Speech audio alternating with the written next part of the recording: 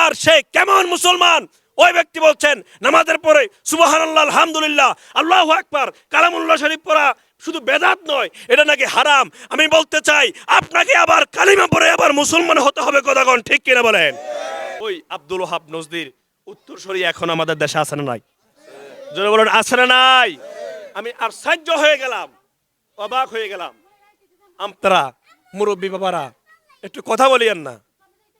আমরা নামাজের পরে আমরা সুবহানাল্লাহ, আলহামদুলিল্লাহ, আল্লাহু আকবার 33 বার 34 বার পড়ে কি পড়ি না? যদি বলেন পড়ে কি পড়ি না? এই যে পড়লাম, এটা সওয়াবের কাজ না গুনার কাজ? আওয়াজটা হয় না জোরে কোন, সওয়াব না গুনাহ? এবং কোরআনের একটা হরফ তেলাওয়াত করলে সওয়াব আছে কি নাই? যদি বলেন আছে কি নাই? সওয়াব না গুনাহ? সওয়াব নেই। আমি দেখে অবাক হয়ে গেলাম। আহলে হাদিসের একজন বড় পণ্ডিত, নাম হচ্ছে মনে ইউসুফ নাকি জানি, উনি বললেন কয় নামাজের পরে যে আপনারা সুবহানাল্লাহ, আলহামদুলিল্লাহ, আল্লাহু আকবার পড়েন এবং এই আয়াতুল কুরসি এগুলো পড়েন, এগুলা শুধু বেদাত নয়, এগুলো হারাম। জোরে কর নাউজুবিল্লাহ। তারা কি মুসলমান কোন যাইব নেই? তারা মুসলমান কোন যাইব?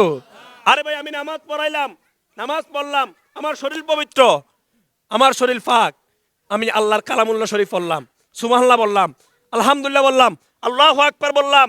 আমার বাবাজিরা, এবার এগুলো পাঠ করলে আল্লাহ পাক রব্বুল কারীম সওয়াব দিবে। আর সে কেমন মুসলমান? ওই ব্যক্তি বলছেন নামাজের পরে সুবহানাল্লাহ, আলহামদুলিল্লাহ, আল্লাহু আকবার, কালামুল্লাহ শরীফ পড়া শুধু বেদাত নয়, এটা নাকি হারাম। আমি বলতে চাই আপনাকে আবার কালিমা পড়ে আবার মুসলমান হতে হবে। কথাগণ ঠিক কিনা বলেন?